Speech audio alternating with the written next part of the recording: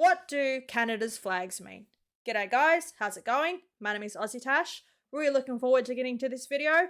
I've just seen the history of the Canadian flag and how it changed in 1965.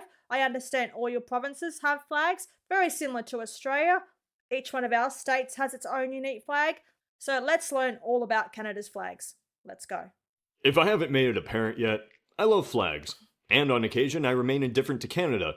So I decided it's time to take a look at the flags of Canada for the provinces, territory, and whatnot. Okay. For those non-Canadians who don't know, which is basically everyone except Steve, Canada consists of 10 provinces, along with 3 territories. Yes. The provinces are different than territories, as they are governed by the rules set by the Constitution Act, while the territories gain power from the federal government itself. So iconic of this magical nation is the Canadian flag, a staple that we can't really imagine life without. No. But the creation of this maple banner was a controversial subject in the 60s.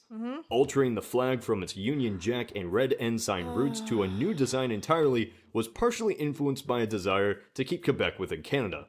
Vertical stripes of red, white, followed by red were originally used in the Royal Military Flag.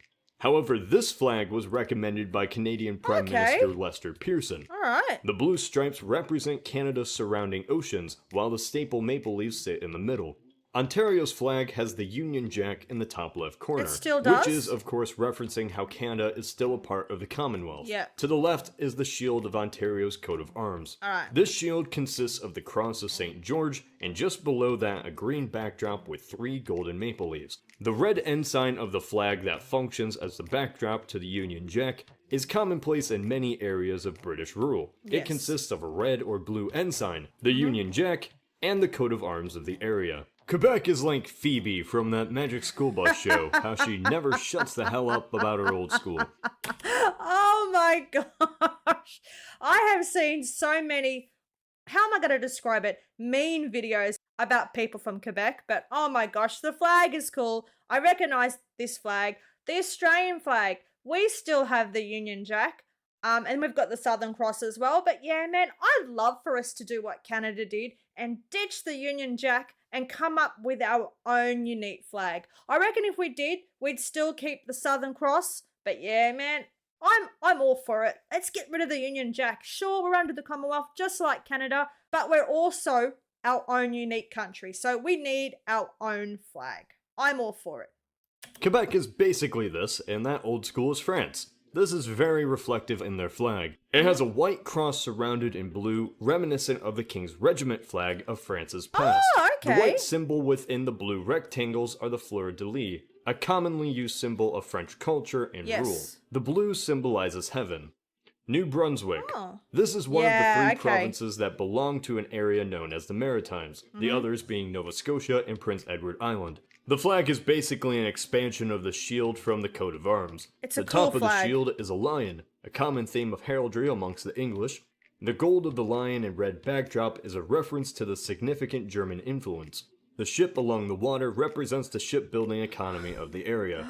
The second maritime province, Nova Scotia, has a saltire, that's a diagonal cross, in the same colors, although inverted, of Scotland, of which the province is a former colony of. Oh, that's right. Atop this is the shield from the Royal Coat of Scotland. The lion is raised in the iconic rampant position. The final maritime province is Prince Edward Island, which is the only island province in the nation. Again, a lion sits atop the flag and in the same heraldic pose as New Brunswick. The 3 small trees represent the 3 counties of the island, kings, prince, and queens, and the large tree represents Great Britain. Newfoundland and Labrador are, in fact, one province. Oh my gosh, I'm just going to stop before we learn about Newfoundland and Labrador. Imagine having to draw these flags. When you're at school, you know, you learn how to draw your flag. How do you draw those maritime flags? There's the boats, there's the lions, there's the trees. Oh my gosh, I could never draw the Australian flag. The Union Jack was too hard for me, and then drawing stars, you know, the Southern Cross, that was okay. But yeah, there's just so much detail into these flags. I feel sorry for the kids that would have had to draw these flags. I'm not quite too sure what the state flag of Queensland even looks like. I have no idea. I have to look that up. I have lived in New South Wales, Queensland, and Victoria. I don't know what any of the flags are. There could be animals on them.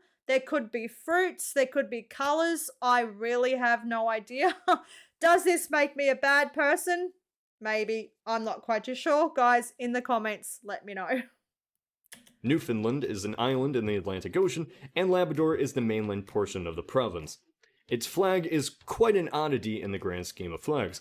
The background is white, which represents the cold weather of the province. Yeah, the two triangles to the right represent the struggle of the mainlanders and the islanders.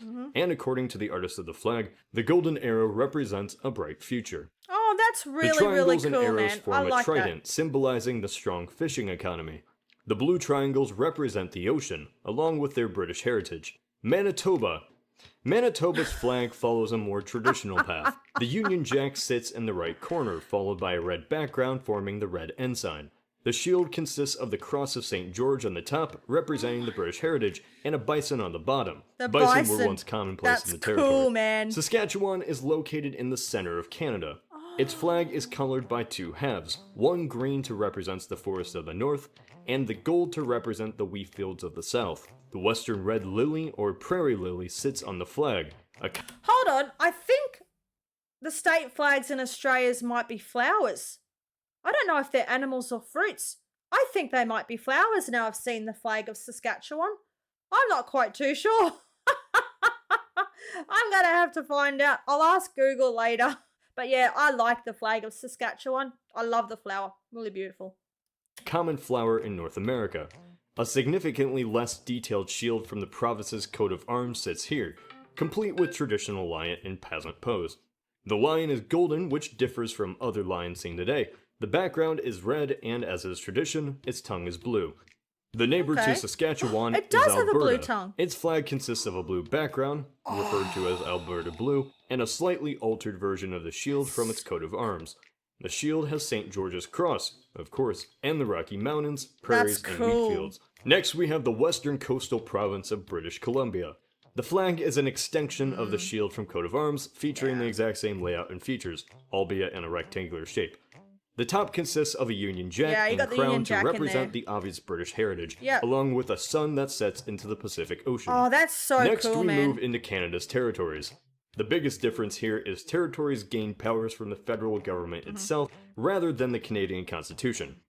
Man, some of those flags were super, super cool. The Alberta one, that is awesome, man. I love the Rocky Mountains in there. And then you've got the wheat fields. That's really cool. Man, I want Australia to change their flag. Now I've seen all these flags. I want us to change our flag. First off, we have Yukon, which has a tricolor of green, white, and blue, respectively. Is that like a husky? The green represents the forests, white for snow, and blue for lakes. Atop this is the shield from the coat of arms of Yukon, along with fireweed, or great willow herb, below it.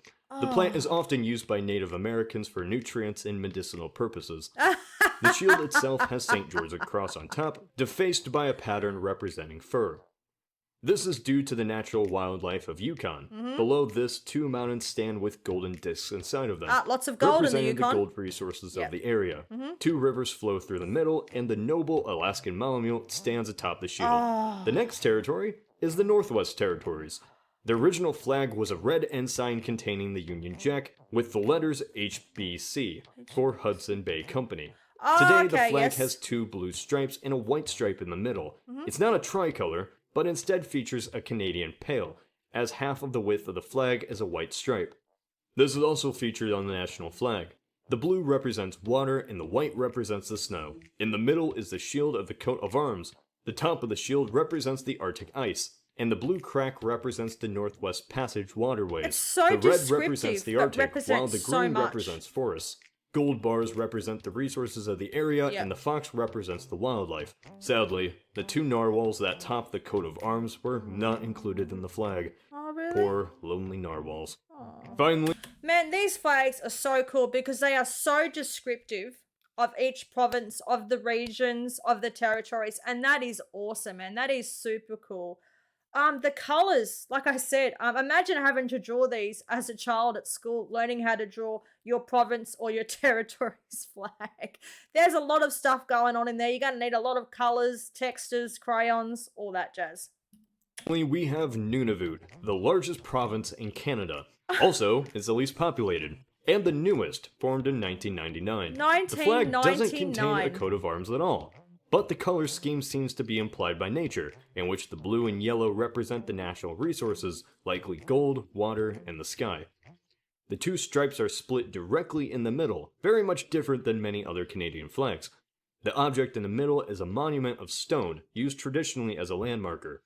The color red is symbolic of Canada itself. Yeah. The star to the right is the North Star, Polaris, which is nearly directly in line with the North Pole. So, okay. That's it. There you go. Flags of Canada. It's interesting to see Union Jacks and British Herald symbols along with natural icons and wildlife on flags, a contrast that truly makes Canada's flags some of the most interesting on the continent. This is Cody of Geography Hub. Incredible. Absolutely incredible. I just learnt so much about Canada's flags and what they mean, and I love them. Some of them are really, really cool, so descriptive, so patriotic to their region, and that is really, really cool. All right, that was the video for today. If you liked it, please jump on, smash the like button, leave a comment, and of course, remember to subscribe. That really helps me out. Cheers from down under. Take care. Bye.